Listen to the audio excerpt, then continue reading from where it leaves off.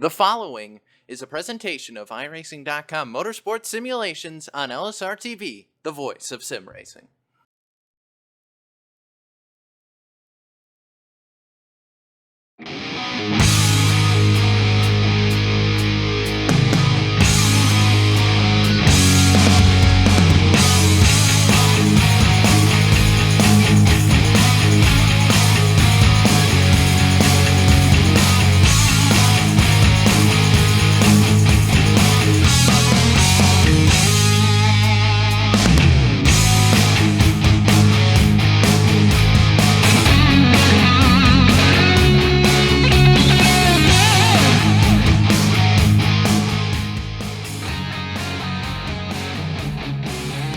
Live tonight from Thunder Valley, Tennessee, we embark on what is going to be a 5-week championship chase, where at the end of the line, the winner takes it all. Live tonight from the Bristol Motor Speedway, we say good evening, sim racing fans, and welcome to LSRTV's continuing coverage of the Upstate Racing League Les Enterprises MP Roy Pro Late Model Series on iRacing Live.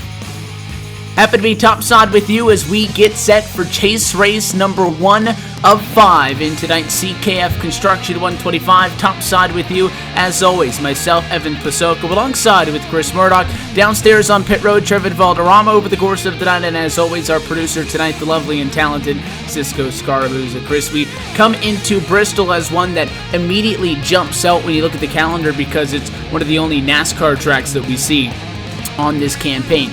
Tonight, though, not that different from what we normally see when we talk about strategy and such. 125 lap race, which will be the shortest race of the chase. These races are going to start to get a little bit progressively longer as the weeks go on. We've got Langley, Stafford, Five Flags, New Smyrna coming up. We could spend hours talking about the uniqueness of all of those individual racetracks, but right now we are talking about Bristol, the world's fastest half mile, and what could be one of the more treacherous tracks on this championship chase schedule. Yeah, definitely. You know, for NASCAR, Daytona and Talladega are always the wild cards. But Evan, I think for tonight's race, to have this wild card as the first chase race, it's going to separate the boys from the men, and it's going to be interesting. I mean, just looking at a few of the qualifying and practice times, everything seems to be spread out. Not everybody has a grasp on Bristol yet, and it's going to be interesting to see how these drivers handle being doubled up in close quarters all time. I mean, they've done it all season, but now with the chase, everything is just amped up a little bit more, Evan.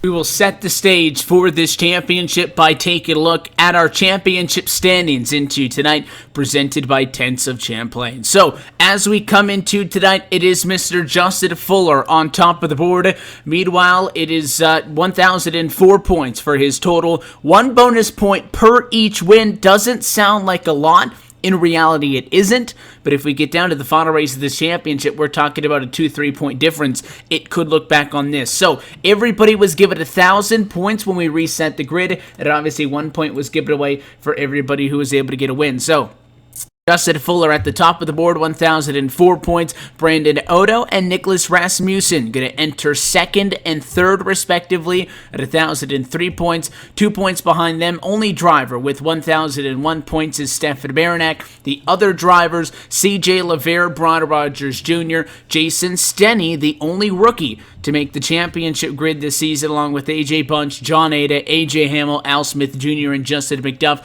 all at 1,000 points. I talk about those bonus points.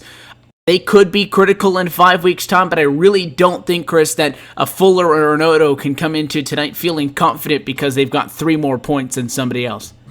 No, definitely.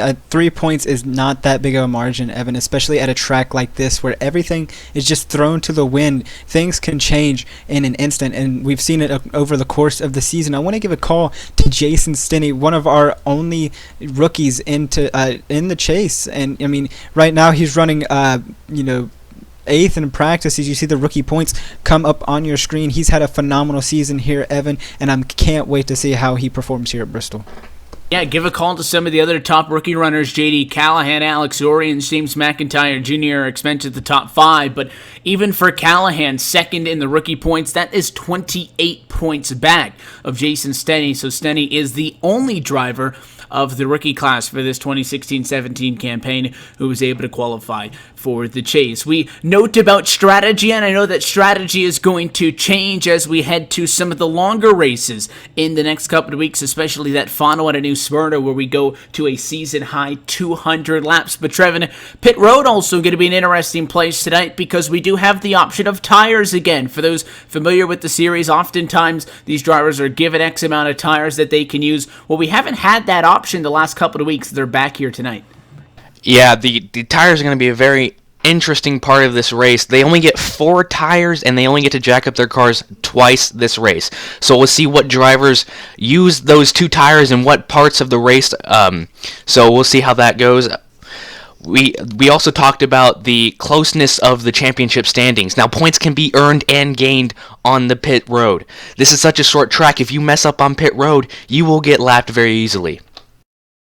And the driver's also telling us that they should have enough fuel to go the distance, so the tires are more of an option as opposed to an obligation by being forced down to the pit lane. With that, the qualifying session is drawn to a close. We go trackside and take a look at tonight's LSRTV starting grid for chase race number 1. The NHR pole award goes to the 24 of Brandon Otto. He'll start on pole alongside Nicholas Rasmussen. You see those 2 championship drivers signified by the orange numbers. You'll see those on the cars and on the ticker tonight. AJ Hamill, Al Smith Jr., and John Ada, your top 5. Coming on in 6th, Justin McDuff 7th, Eric Spencer's Brian Rogers Jr. 8th, 9th, Dylan Godet, and rounding out your top 10, that 25 machine of Stefan Marinette.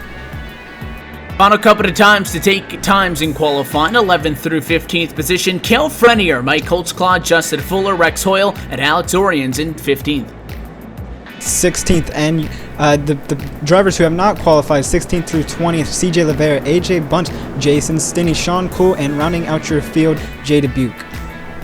Look top to bottom at your LSRTV starting grid. We talk about this, the last great Coliseum, the Bristol Motor Speedway, just a little bit over half a mile in length at 0.533 miles, with banking from 26 to 30 degrees in the corners, and also just a little bit from 6 to 10 in the straightaways. I know that a lot of guys who felt like their fate was kind of determined early, the guys who expect to be in this position, have been sitting around and waiting for the last 11 or so races to get to this point. The fun begins now.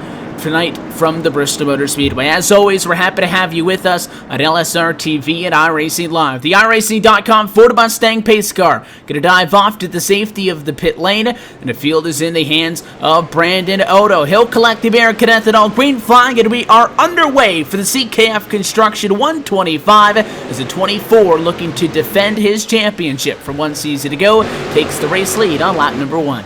And he's taken a pretty decent lead. He was able to jump out in front of Nicholas Rasmussen with ease. Nicholas Rasmussen under fire by that 96 machine of Al Smith Jr. And we've got a caution on the racetrack only on lap 1. There's cars slow everywhere, and we're trying to figure out who it was. Justin Fuller, that 51 car. It's big for the driver who came into this at the top of the championship. He didn't have a good qualifying effort, as we noted. Started way back in 13th, despite being the second best in practice earlier on in the night. And it looks like this one might have been assisted. I think he was trying to pinch the 93 down coming off of the corner, and it does look like that 93 of Kel Frenier pushed up just a bit. Got him in the left rear quarter panel, but I tell you what, the 51 looped it around on the front straightaway, didn't hit anything, and most importantly, Chris, didn't get hit by anyone. Could have been a lot worse for the driver who entered tonight at the top of the championship standings, as he goes way down, though, to P20. Yeah, definitely, Evan. Things tend to stack up here real quick at Daytona, and Justin Fuller got really lucky. You know, you try to get all you can out of these first maybe 5 laps, and it just shows here how things can happen so quickly. And Justin Fuller, once at the top of the points, now at, you know, the bottom of the pack. He's got a lot of work to do, Evan, but still a lot of racing to go. The lights on top of the pace car. We pace very early on in tonight's 125 lap affair. Again, we noted that this racetrack just at 0.533 miles in length, so we'll complete 66.67 miles by the time this race comes to a conclusion. Next week's race, as we head off to the second race of this chase for the championship from Langley, going to be 175 laps. The second to last race at 5 Flags is also going to be 175. There is a 150 in there. It's in the middle. It's round number 3 at the Chase from Stafford. And, of course, the longest race is going to be from the ever-so-excited New Smyrna Speedway coming up at the end of the year for that Lace Enterprises MP Roy 200. For Bristol in specific, the other tracks are exciting, but I don't think any of those other tracks are quite near as 30 degrees steep like Bristol is. This is a place where if you find trouble, normally it gets out of hand quickly, which is why I think Justin Fuller's thankful he didn't get junked in that one, because some of those other tracks, you can spin out and get out of the way. If something happens in front of you, especially here at Bristol, very often there's nothing that you can do, so that's going to be something to keep an eye on as the night goes on, talking about the possibility of seeing some big accidents out here. Yeah, definitely, Evan. You know, it's going to be troubling because we saw Justin Fuller start, you know, towards the middle of the field, so it's kind of puzzling to me that everybody was able to keep it off of him. Very lucky. You don't get lucky too many times here at Bristol, and I feel like that's, you know, only the first of what we have to come here tonight, Evan, hoping that everybody's able to keep it green, but, you know, just here at Bristol and Bristol's past, it doesn't seem too likely.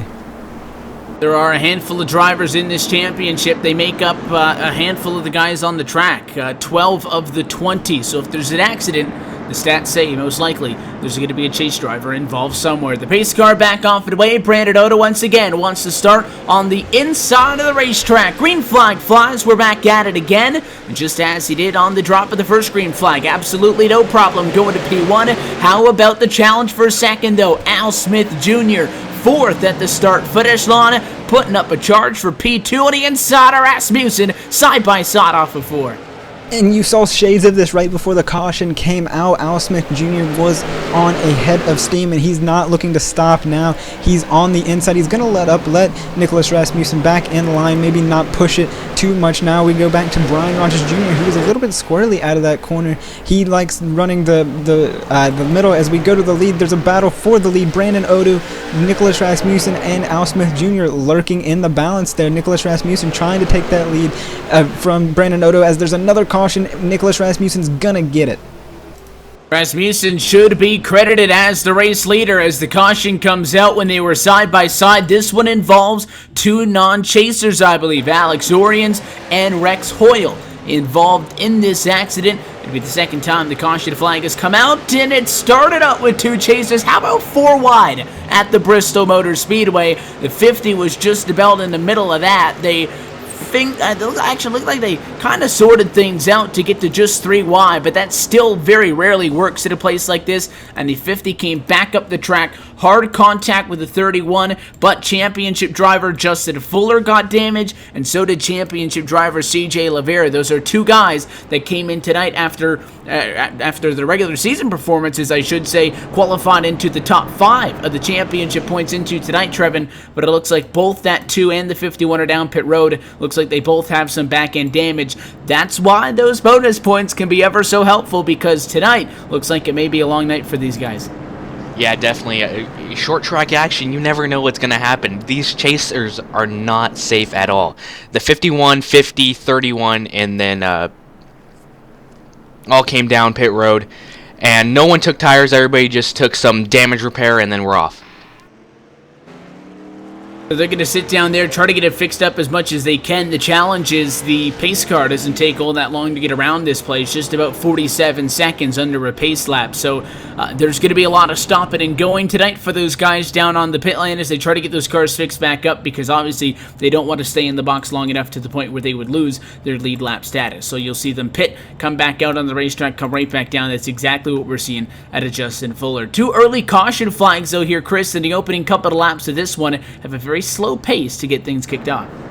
Yeah, definitely. And, you know, I mentioned this on the first caution. You don't get lucky too many times. And, you know, for Justin Fuller, it was, you know, 2 laps down the road. So very unfortunate for all of these drivers. It's just, you know, getting the feel for the track. Like I mentioned at the top of the broadcast, it's going to be interesting to see how these drivers handle being so close up and tucked up together. I mean, they've done it, you know, throughout the season, but it's just so different how Bristol handles, and you know how you got to treat Bristol differently here, Evan.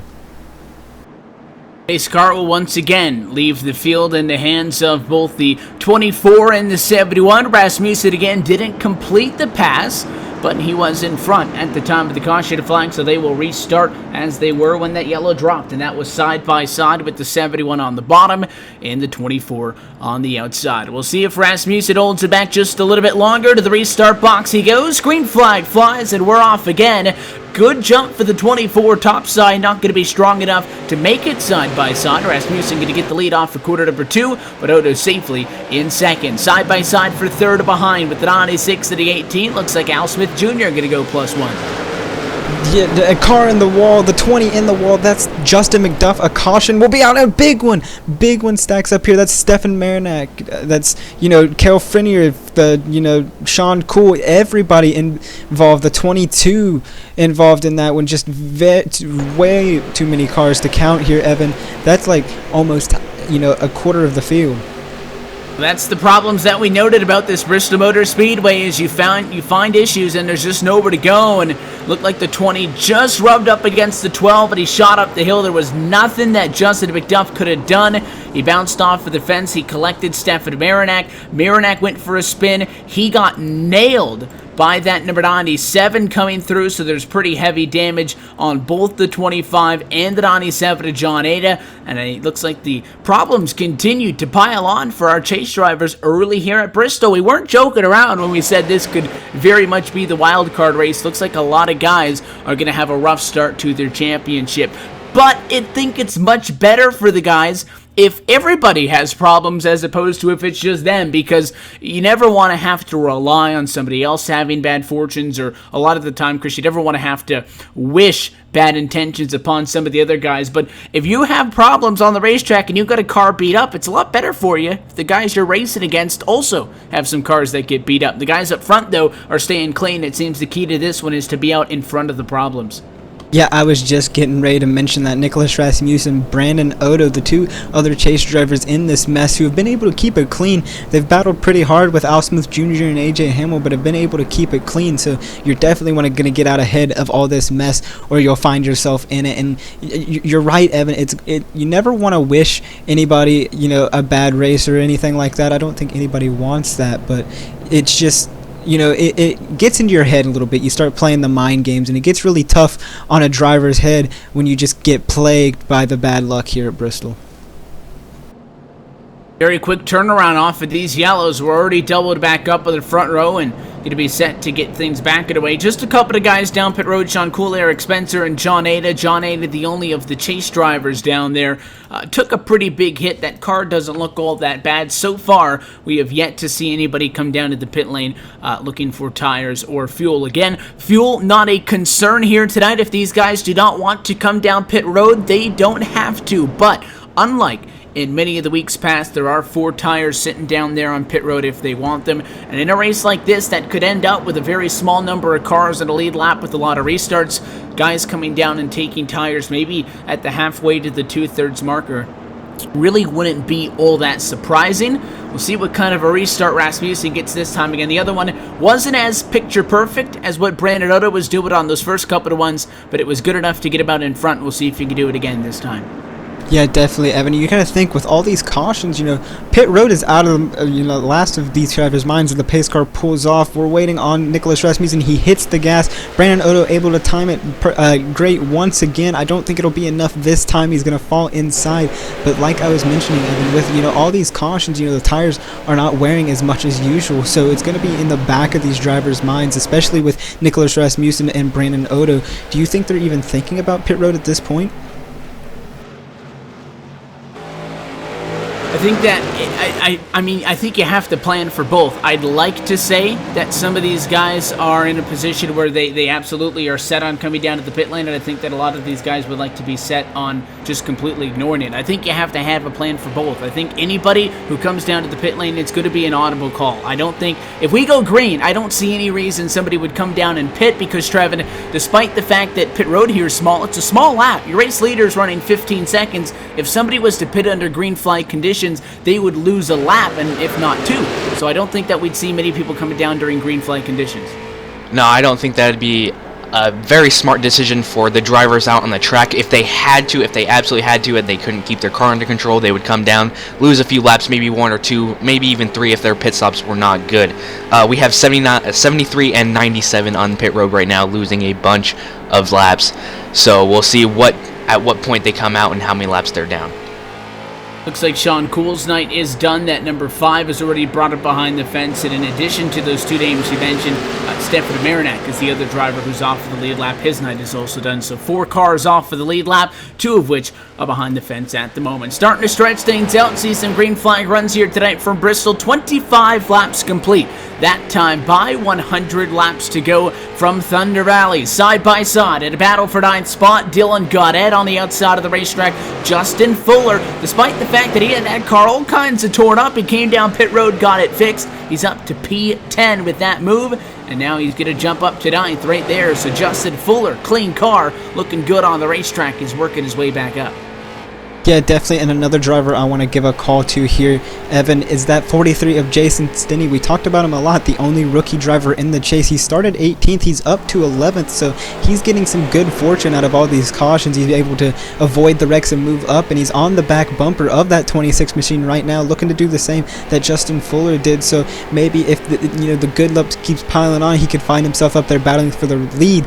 As if we jump up to the lead here, Evan, we're not seeing a lot. Brandon Odo's just traveling behind Nicholas Rasmussen, trying to save his stuff, maybe size him up for a run, later on in this race. Yeah, Odo's strategy may very well be just to stay in the tire tracks to Nicholas Rasmussen and not let him get away, and get Rasmussen again never really past the 24, but he got to the inside because Odo made a mistake, got tight off for the corner. 71 got a big run. He was close enough to get to the bottom. I think that may be the best course of action at the moment for the 24, as opposed to forcing the issue this early on. If he makes it side by side, you're going to have AJ Hamill all over you, Al Smith Jr. all over you, the 18 and the 96 respectively, just 5 and 7 tenths off. The top 4 on track right now are championship drivers. The highest non-chase driver running P5 at the moment, that's Brian Rogers Jr. Yeah, definitely. And Brian Rogers Jr., who had a pretty decent, season, he just missed the cutoff by just a little bit, so he wasn't able to make it in this time, but that doesn't mean you give up. None of these non-chasers are going to lay over here, Evan. They have nothing to lose. They're going to go out and just try to win races to the best of their ability, which is what you got to do now. You're not trying to play strategic anymore. There's no points on the line. It's just that W that they're all looking for right now.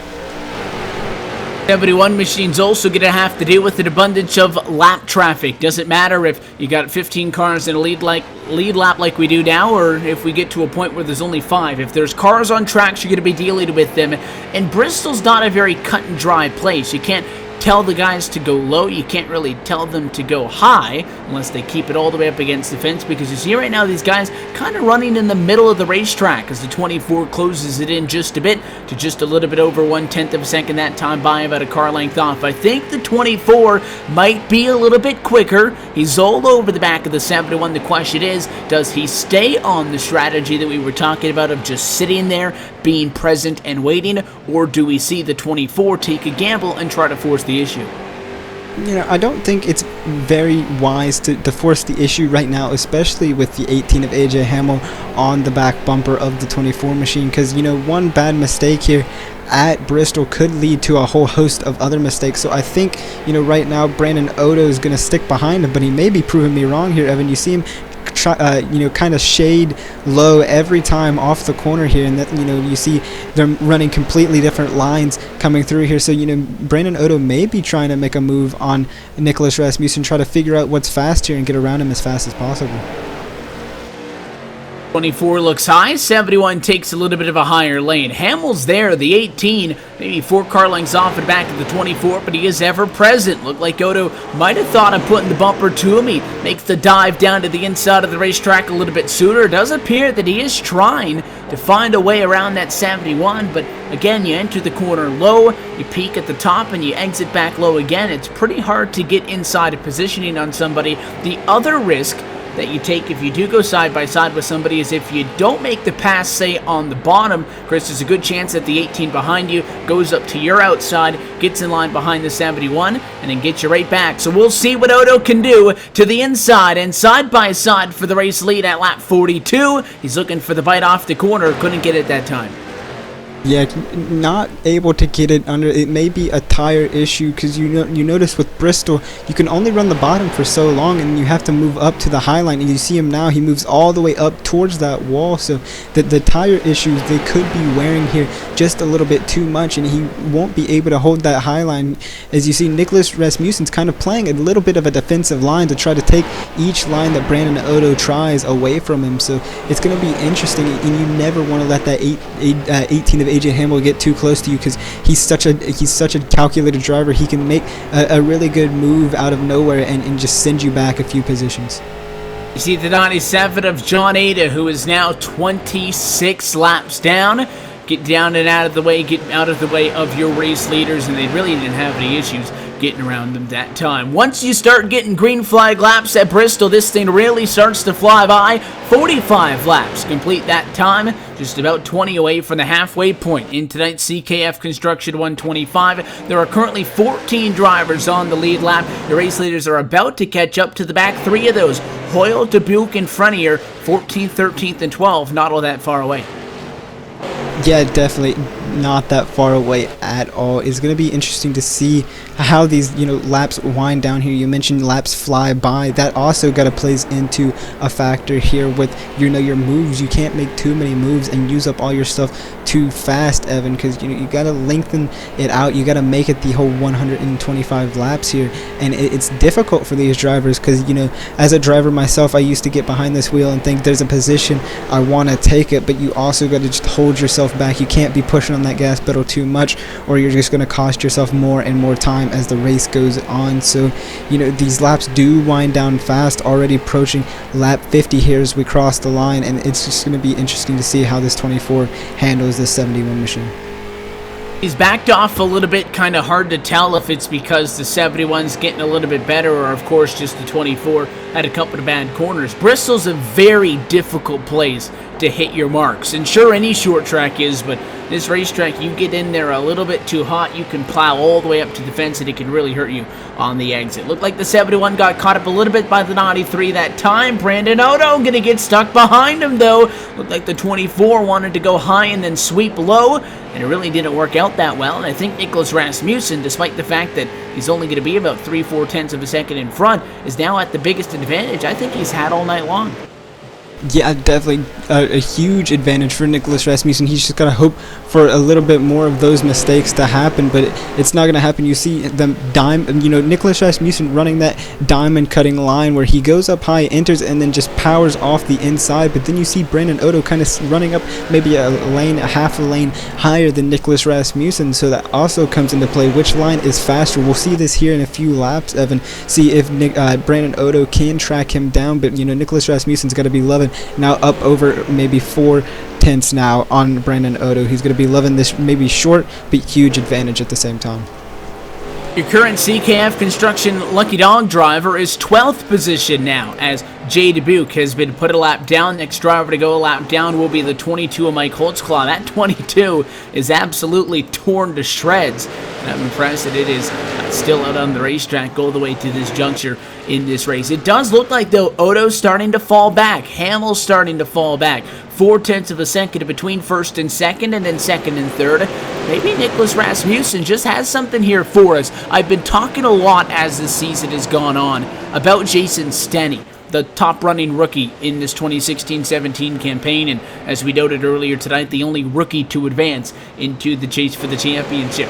That was Nicholas Rasmussen just one season ago. This 71 has driven the 2 trips to victory lane this year, has the most top 5s and most top 10s out of anybody in the series, even more than Brandon Odo and Justin Fuller, who entered tonight just a couple of points ahead of him in the championship. So the 71 has been consistently the most consistent driver. So while there is that little bit of a shock factor to see Brandon Otto start up front, come into this as the defending series champion, and I think that arguably you have to say the 24 is the favorite just because of how good historically he is in this league. I don't think we should be as surprised of seeing Nicholas Rasmussen doing what he's doing right now.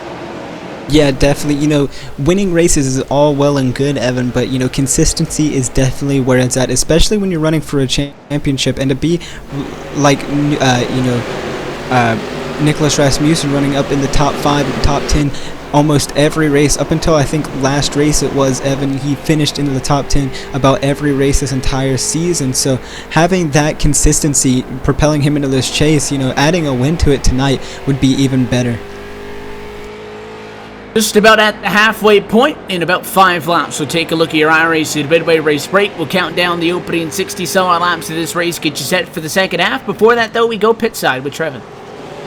We had a very small incident happen a few laps ago. 93 scraped the wall in turn 3 and 4, so he came down a few laps later, and he has been sitting in the pits since then. Eric Spencer has retired, has brought his car behind the wall, and the 97 car had left the pit road, and he is 4 points behind at the beginning of the race for the championship standing. So we'll watch how that affects his overall points. 24 machine starting to slip back just a little bit now. 7/10 off for Rasmussen, and AJ Hamill giving it to him at a battle for P2. Yeah, definitely. AJ Hamill's been lurking in the shadows for about 5 laps now, Evan. He's just now got to the back bumper to where he can possibly make a move on Brandon Otto. Brandon Otto, like I mentioned before, making those moves to the inside where, it's not that prominent at this moment. Probably used up all of his stuff really early, and that 24 machine's probably banking on a caution, bring everybody down pit road, and possibly have a big reset on this entire race. But it doesn't look like it's going to happen, Evan. Everybody's kind of spread out now. We have 10 cars on the lead lap, that 10th car being the 26 of Dylan Godet. So as the laps wind down, the number of cars on the lead laps winding down a lot faster here.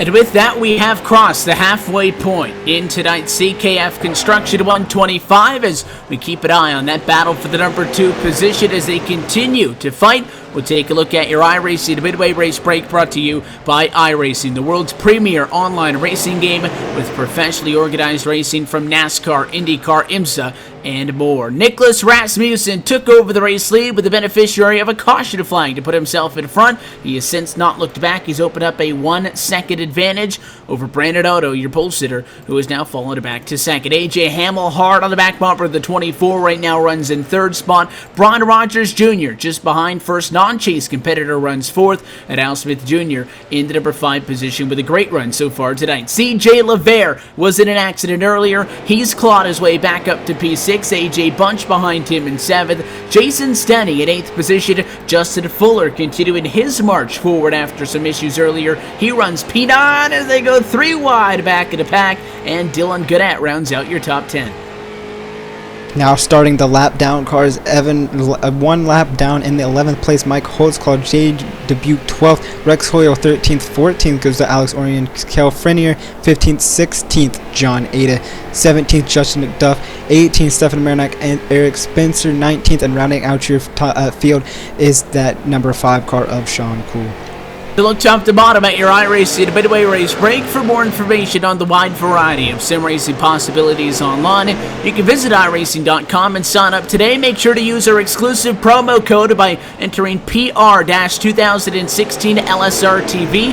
They've yet to kill it, so make sure to get the advantage of it while you still can. That's PR-2016 LSRTV. Not only when you sign up for iRacing are you going to get 13 cars and 14 tracks, we'll toss on another car on top of that. These cars on track tonight, you'll get the NASCAR late model absolutely free of charge. Again, that is valid on new iRacing memberships only. That is PR-2016 LSRTV. Trying to ride away into the sunset is Nicholas Rasmussen, now 1.6 in front, dominating as we enter the second half of tonight's race from Bristol. 50 laps to go this time by. We'll take an opportunity to step aside. We'll keep it LSRTV non-stop so you don't miss a moment of the action. You're watching our continuing coverage of the 2016-2017 Upstate Racing League, Les Enterprises MP Roy Incorporated Pro Late Model Series at iRacing Live. We'll be back to Bristol in just a moment.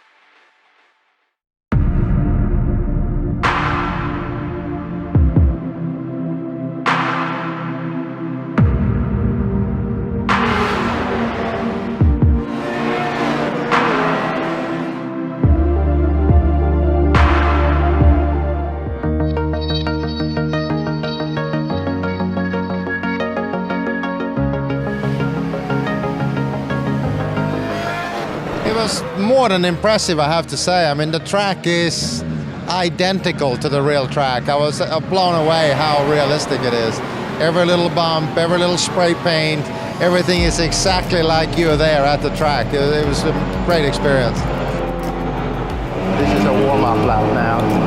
Tires to get warmed up. The engine. Breathe a little bit here when you go through that little bump there. And then it's flat pretty much all the way through here, just about. Hard braking. This is the slowest part of the track. And then I've done, I did many races in Formula 3, Formula 2. And then I did the very last race they did there in Group C in 1983 in the 956 Porsche. That's when Beloff got the lap record at the 6:11. I think I was second on the grid with the 6:14 or something. Which was, I mean, those cars were awesome around there, of course, like any car is, that speed. And this is the corner of all corners here, the Schwedenkreuz. Flat all the way into it. And then trail brake all the way into the apex here. And then hard at it again, get good speed down the hill here. Mega fast down this hill here. Just jump from one apex to the next. Gotta be super precise here. I mean, it's almost exactly like the real thing. So, I mean, it is certainly realistic enough to get past a very, a lot of the initial hurdles you have when you try to learn to drive a race car, So, I mean, I think it's an excellent tool to learn how to race for sure, or learn to drive a car on a racetrack.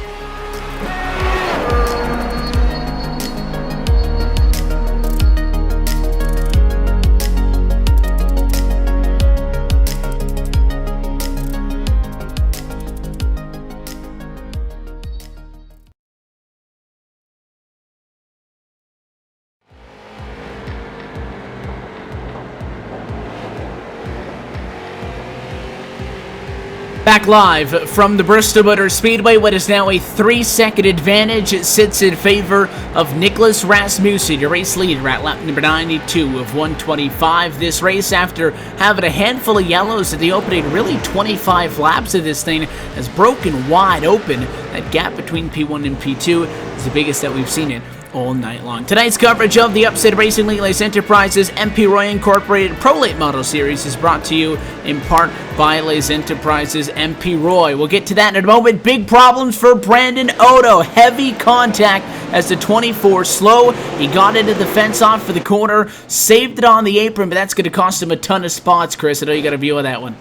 Yeah, definitely. He was in the view of Brian Rogers Jr. as you see the replay coming up on your screen now, and he just got a little bit too free off the corner and smacked the wall. He's struggling with grip.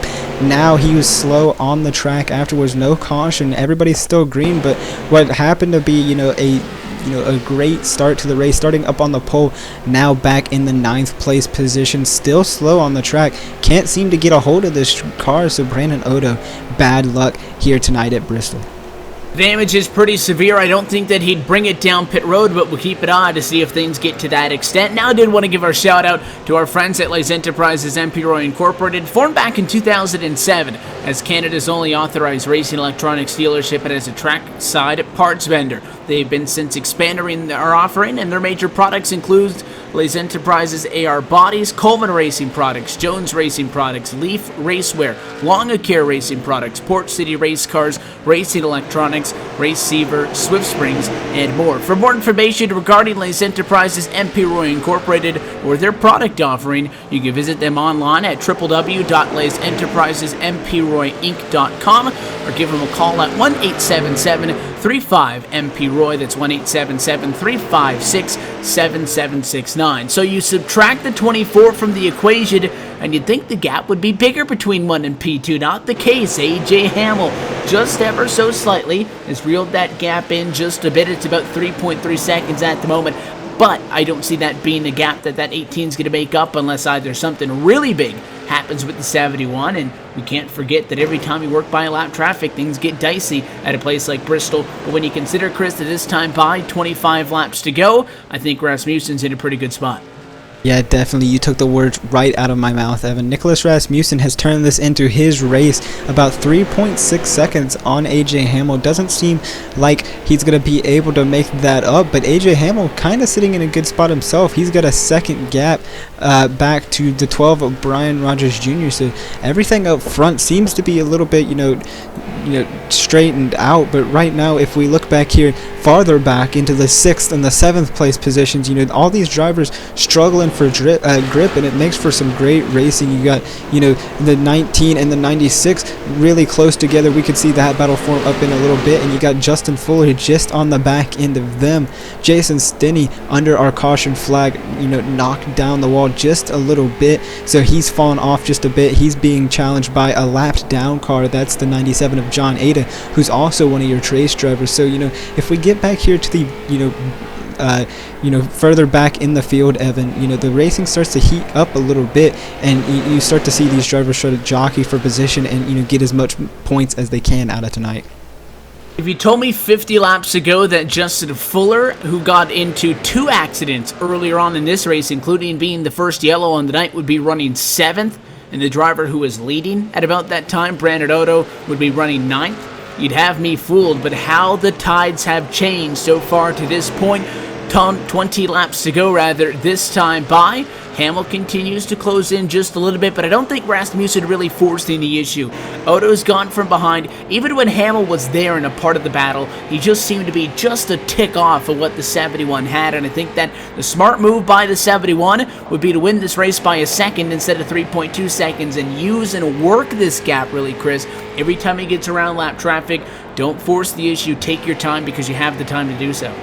Yeah, definitely. You don't want to beat yourself up. We always talk about how you beat yourself up, as A.J. Hamill has knocked on the wall. That's going to lengthen the lead just a little bit here, Evan. But as I was saying, you not want to beat yourself up. We talk about beating yourself up on pit road a lot, but with Bristol and how short this track is, you can beat yourself up on track, getting through that lap traffic, trying to, just move them out of the way and force the issue. You can get into it with them, and you can find yourself, in the wall, or even worse, out of the race. So it's just easier to pick and choose your battles and maybe finish this at a much closer margin than a much larger margin that they would like.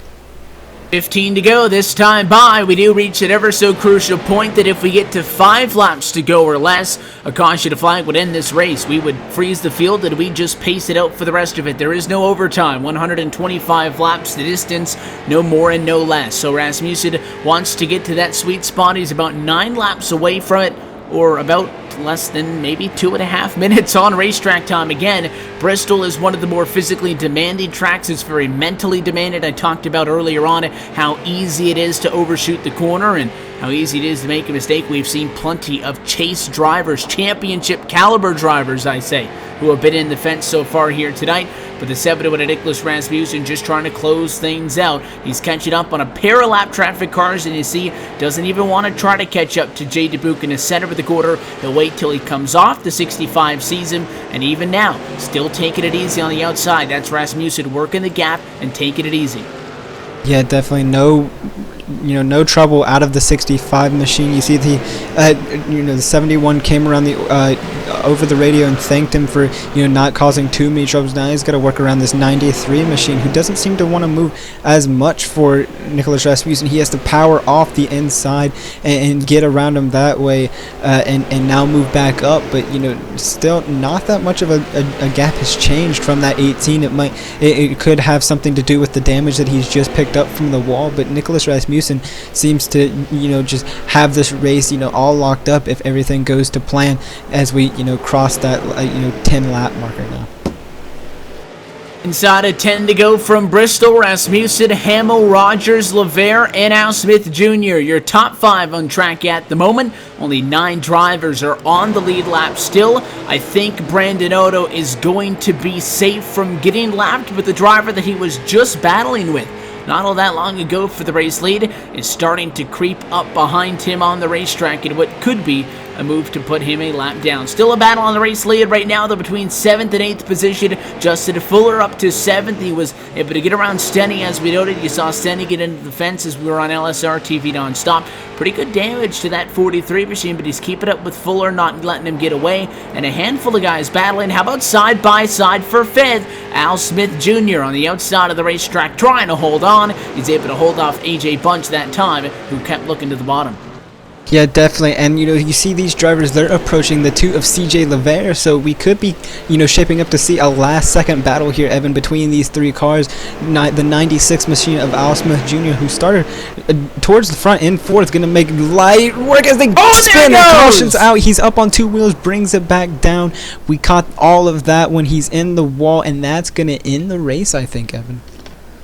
And a 96 of Al Smith Jr. was having such a good race. Qualified 4th, was in that 5th spot, and the 2 machine just got a little bit sideways, and I think really all it was a racing incident. They both drifted up and down. Looked like the 2 is the driver who came down as he was just trying to get a hold of that car, and could have been a lot worse. Al Smith Jr. could have gone up out of his lid. Nonetheless, though, heavy contact is going to take that P4 away from him. He should be able to hang on to a P9 as the final car on the lead lap. Unfortunate incident to see. Now, that came out at lap 120. We had not taken lap 121 yet. And when you take lap 121, it's technically when you get to 5 laps to go. So there is still a chance that this race may have a 2 or a 1 lap shootout. We'll have to find out. And doesn't that, do you think that worries Nicholas Rasmussen at all to, have a 3-second lead, reduced down to, just about nothing? Everybody's put back on a level playing field. You can be challenged from so many places, naming a few: AJ Hamill, Brian Rogers Jr., even AJ Bunch could, play spoiler in this race. So do you think the 71's worried at all, or do you think he's going to go out and execute and get done what he has to do? Well, if we look at the restarts that we've had over the course of the night, we haven't seen somebody get past on a restart. The race leader is in a very good position at a track like this. But it's Bristol. It could be a 1 lap to go shootout. They just have to be within striking distance of the back bumper. We'll find out what's going to happen with this race this time by as your race leaders come to complete lap number 123, I believe, for Rasmussen. You see the 96 in front of your race leader. Al Smith Jr. is going to get a wave by when the lights go out. If they do go out, he is technically the last car on the lead lap. So this time by, Rasmussen's going to take 2 to go. If the lights go out, we get a restart. If they stay on, this thing's going to be done. Yeah, definitely, and it's just the waiting game, the anticipation building up for all of these drivers, as well as us up here in the booth. We have no idea what's going to happen, Evan, and, for right now, it seems like, it's over. The lights are going to stay on, so it's just not going to... What a sigh of relief for that 71 machine.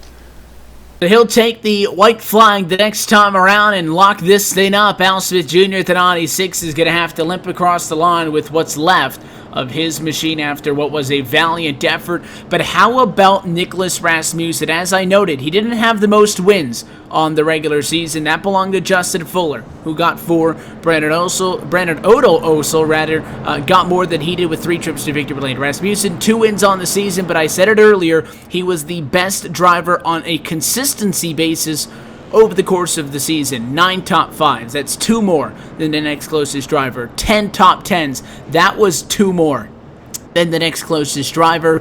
And a 5-race chase for the championship isn't necessarily one where you want to bank on top 5s to get the job done.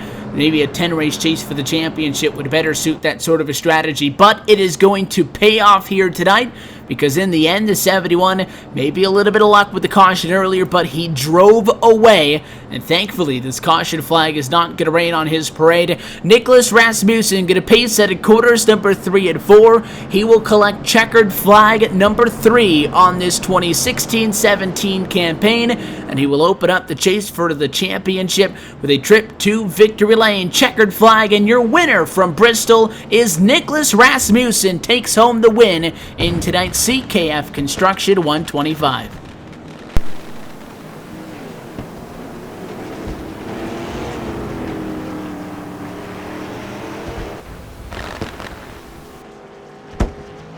He'll bring it back around and get set to celebrate as Rasmussen gets the job done tonight. A big win for this team, Chris. Yeah, I know, consistency is all well and good, Evan, but as you'll see him burn it down here, it's going to be, starting off it with a win has got to be, the best way you can possibly start off the chase, because it is the win. It's the highest spot you can get in this race, but, you can't count any of these, other chase drivers out. Justin Fuller, after being, caught up in a whole, handful of accidents, still came home to finish on the lead lap and in 6th place, rather. So still a lot of fight left in all of these chase drivers, and it's going to propel on to next week. He parks it on the front straightaway. Nicholas Rasmussen, your winner tonight for the Bristol Motor Speedway. He will await us in Gatorade Victory Lane, where we will chat with him and the rest of your top finishers in just a moment. With one of now 5 chase races complete, we get set to set our sights on the next race coming up next week from Langley. We'll step away one final time. We'll come right back to Thunder Valley on the other side. You're watching LSRTV's continuing coverage of the Upstate Racing League, Les Enterprises, MP Roy Incorporated Pro Late Model Series Chase for the Championship on iRacing Live. We'll talk with your winner when we come back.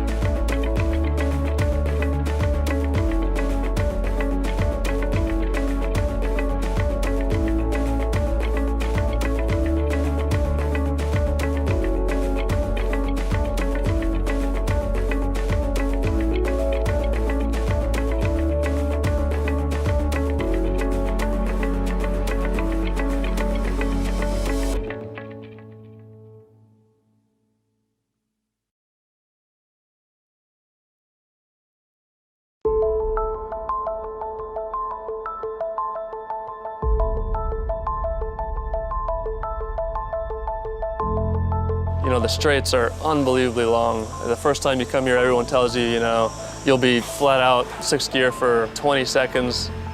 First time I was here, I lifted halfway down the straight. I didn't believe that it was still going. I was waiting to brake, and I was back on the power. And the Porsche curves are extremely fast and extremely narrow, so it's a tricky track, and you know, every year I've come here, you learn something new every time.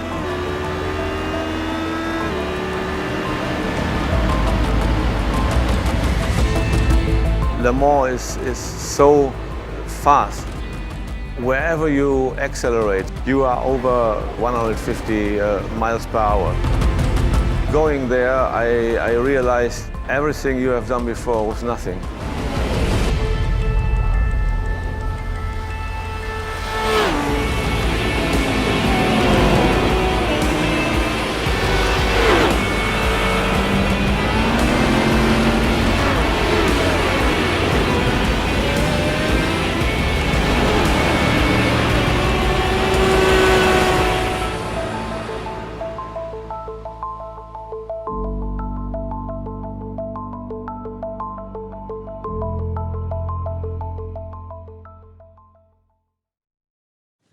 So cool, yeah. Nate, what are you working on at the moment?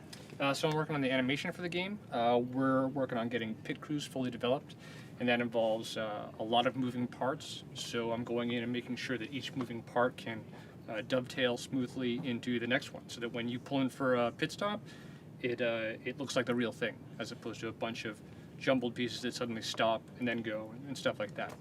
Yeah, that's so cool, but why aren't you working on the time model? Nothing?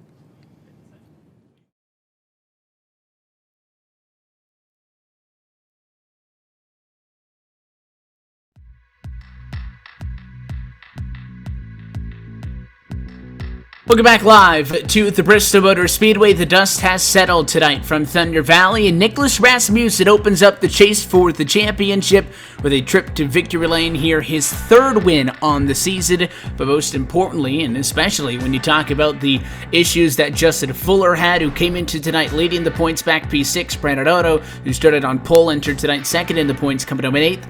Nicholas Rasmussen is going to leave here with 4 chase races still to go, and to be fair, plenty of stuff is still to happen before we get to the end, but he will exit the Bristol Motor Speedway on the top of the championship. We will talk to him in just a moment. First, we'll take a look at tonight's full race results for the opening race of the chase for the championship. Nicholas Rasmussen, your winner tonight. AJ Hamill comes home second, and Brian Rogers Jr., highest finishing non-chase driver, comes home third. We'll go trackside with all of them in just a moment. AJ Bunt and CJ LeVere, solid finishes, come home 4-5. You've got Justin Fuller, who miraculously comes back with a P6 result. Jason Stenney just behind in 7th. I noted Brandon Otto had to deal with an 8th. You saw the heartbreaker there at the end for Al Smith Jr., who has to settle for 9th. And then Jade Book, after not qualifying and starting at the back in P20, is able to knock out a top 10 tonight.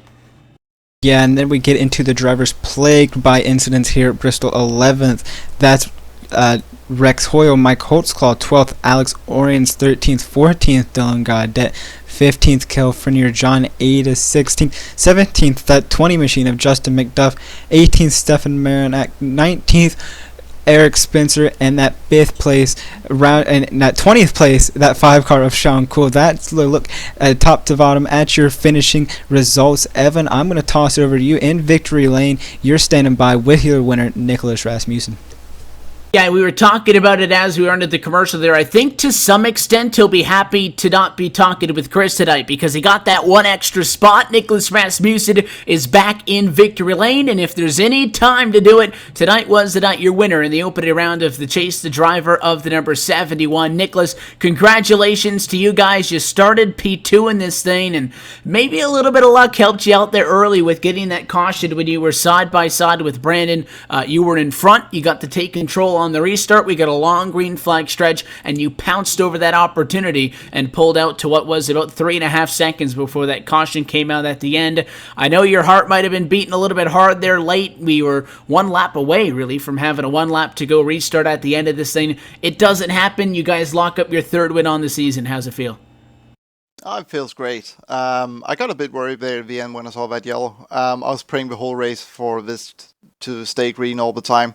Car feel surprisingly good on the long run, but I started tire saving very early in the run, so I got a bit fortunate on that caution there, being side by side with Brandon. I think he got a little bit loose, and I got a run, so I was lucky with that caution. So started tire saving very early on, even with Brandon behind me, because I wanted to play that game with the tires. So I struggled a bit, even when I was tire saving on the short run. It was difficult to keep Brandon behind. He was really close at times, but it paid out at the end. On the long run, the car felt great. I didn't expect to have this good performance here, to be honest. My first race here at Bristol since 2013 or early 2014, I believe. So didn't really come in here with many expectations, but it worked out, so that's great. Really wanted to start the chase this way, obviously, and it feels good. So, but there's still a long way to go. 4 races left, so we're just gonna go up there and continue to push. We were talking about some of the stats into tonight. You entered third in the championship, but in all honesty, that was only 2 points or so behind the guys up in front of you. 1 point actually off of Justin Fuller, and you were tied with Otto into tonight. One thing that I noticed, so despite the fact that those two guys had more wins than you did, you had more top 5s and more top 10s by both of them, and by 2 more compared to both of them. So a lot of time consistency can be seen as a good thing over a long stretch of time. A 5-race chase isn't necessarily a long stretch of time, so to get the win here tonight, I know get you guys off on the right foot. Do you guys think that over these next 4 races you can consistently get these top 5 finishes, and do you think that that's going to be enough, or do you think that it's going to take a win or a second or a third every week depending on how well those guys do? Because tonight, Fuller and Otto, who some will argue, if you look at points and historically in the series, could be the 2 other favorites to win this. They kind of had a rough night tonight. I mean, I'm just going to go out there and go for the win, obviously, because you'll get the most point for it. And every time you go out there and get a win or good top 3, for example, you can play on some consistency, maybe at the end to give yourself a little bit of a buffer. It's nowhere near over. There are some tough challenges ahead, some interesting tracks. So I'm kind of trying not to think too much about it, to be honest. I just want to take it track by track, race by race, and try to do a good job. And hopefully I can gather the points needed at the end to win the championship, which is, it does give a boost to get a win here. So hopefully we can continue with that going into the last 4 races. But I'm also aware that competition here is very stiff, and everything's not gonna maybe not gonna go that well for future races. So I'm aware of it, and just having fun and doing my best. Next race coming up is the NY DKS 175 from Langley. Langley, a completely different kind of track than Bristol. It might look similar if you look straight down from on top of it, but it definitely races differently. Have you guys put in a lot of laps there yet to practice, or is that the objective for the next 6 days or so? Yeah, that's the objective. I kind of have a schedule this week that doesn't allow it for me to practice there. Have the iRacing Road Pro Series on Saturday and the Daytona 24 hours during the weekend. So first thing Monday, we are going to head to Langley and go do some laps there. I like that place. It's good fun. So hopefully we can bring home a good result there as well. The sponsors, the shout-outs, and the good folks behind the scenes, Nicholas, as always. Who makes it happen for you? I gotta thank my teammate, Jason Stenny. He started from the back, and I think he got up to top 10 there at the end, so really good for him. We practiced a lot together this week, so that helped me a lot. Gotta thank LSRTV, the team, Floris Bichir, Al Smith Jr. for managing the whole thing, the fans out there for watching and giving us the support, you guys in the booth providing great broadcast all the time. This is going to be a fun one for me to watch. And this is just an amazing league, and I'm really happy to be part of it. And racing here every week is always fun. The race winner tonight for the Bristol Motor Speedway, and going to forward, your championship leader for the Upstate Racing League, Nicholas Rasmussen. Nicholas, always a pleasure chatting with you. Congratulations on the win, and hopefully we'll talk again next week. Hopefully. See ya. Number 71 machine gets off to the right track with a win tonight from Bristol, Tennessee. AJ Hamill had a great run, started third, was in the conversation all night long. Gets a P2 out of tonight, but it's a great result for the driver of the 18, and trackside with him is Chris. Yeah, standing right here next to AJ Hamill. AJ, you started third, you're up one position on the night, finishing second. Why don't you take us through that crazy night tonight at Bristol? Oh, I'm still trying to figure it out. I can't believe I'm here talking to you. Well, just went out. We knew track position was going to be important. Did a lot of work on qualifying, and got to go out early with a cool track, and somehow I held up for third. And when it was messy early, I was lucky enough to be in front of the wrecks. It took out a few big hitters, which was pretty helpful. And then it went green for a really long time. Yeah, definitely a lot of green flag racing here tonight, which is something us up here in the booth didn't really expect. But you're talking about the heavy hitters getting plagued by the bad wrecks and it taking out a lot of the chase racers and competition. Did that ever get into your head? Did you ever think about that for a second, that could be you, or did you just have to keep on going and not let it get into your head that much? Well, I was kind of, you do that. Boy, it's too bad that guy had bad luck, but that's one less guy that's maybe come up and pass me. I've had so many races this year where I'm running 3, 4, 5, and I start to lose the handle, and they come up and knock me back out of the top 5, and kind of just gives you a little more confidence. And once we got that run going, and I saw damaged cars falling back, and just kind of concentrated going forward. And I passed Brandon Odo under green. That's crazy. My career is complete. I can Carl Edwards it now. And now moving forward, you're one of those chase drivers, starting off the season real well with a second place forward. Speaking of moving forward, are you excited about what this chase has to offer? Do you think you're going to be able to, bode well against your other competition? I don't know. I had 4 goals coming into the year, and we are checking off number 4 right now.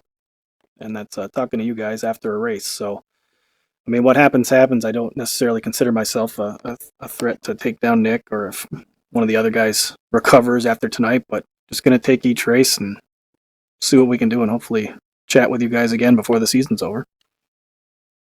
Well, we appreciate the kind words and appreciate being one of your goals for the season. But before we let you go here, we're going to give you one final shot to give or the first shot, I guess, for the sponsors, the shout out. Who makes it happen for you in that 18 machine? Yeah, we got a first-time sponsor, CNS Hobbies, coming on the car tonight. Looked good with the orange numbers. I got to thank them. And Arts Barbershop, VTFantasyRacing.com. Come check us out in a couple weeks. We got some fun contests for you, February 1st. I got to thank my teammates, Al Smith, Justin McDuff, AJ Bunch, Sean Cool, John Ada. Those guys, they help me out a lot. We do a lot of talking. We do a lot of practicing. And this is not possible without those guys. Well, we appreciate you taking the time to sit by and talk with us, AJ. We wish you luck throughout the rest of the chase, and congrats on a second place finish. Thanks, Chris. And with that, that's your second place finisher, AJ Hamill. We're going to throw it down to Trevin, who's standing by with our, third place driver, a non-chaser, Brian Rogers Jr.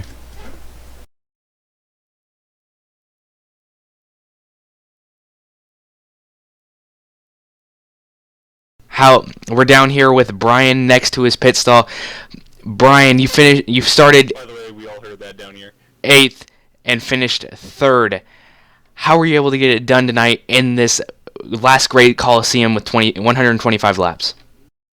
I just kind of took it easy. I rode for about halfway just to conserve tires. And after that, I gave it all I had.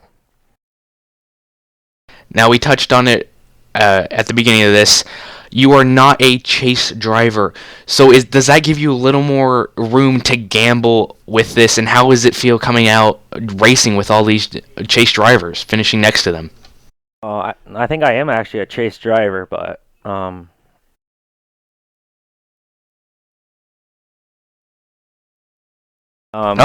my apologies. Not a problem. No, it just feels good to actually run up front. Last couple of years, it's been hard. It feels good. Last week I got second. This week I got third. So, hoping for the next good 4 races. So, what are your plans for the next few races? How are you going to handle these short tracks for these next few races? Langley. I'm hoping I can do better than I did last year. Langley's not one of my good tracks. Gonna give it my all and try to be there at the end, just like I've done all season. All right, thank you. One last question: do you have any sponsors or shout-outs to give? I'd like to thank John Ada for doing my wrap. Mountain Dew, CKF Construction for sponsoring the race, and all the stuff you guys do for us. Just want to say thank you. Thank you for joining us. Back to you, Evan. That's a talk with the third place finisher tonight, Brad Rogers Jr. You were taking a look as well, top shot on the ticker. The reason that nothing was telling us that he was a chase driver is because they didn't have the orange numbers on that car. But Brian Rogers Jr. is going to be a chase guy, which means that we do need to give a call to the highest non-chase driver. You got to look all the way back to Jay DeBuke in P10.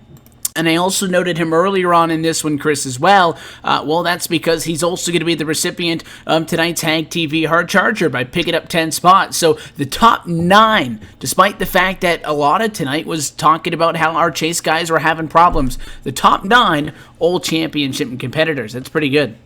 Yeah, definitely a great way to start out the chase. Even if there were a lot of them plagued by, the Bristol accidents, it's still nice to see them all finish up towards the top of the field as it should be, separating the best of the best. Nicholas Rasmussen coming home with the win.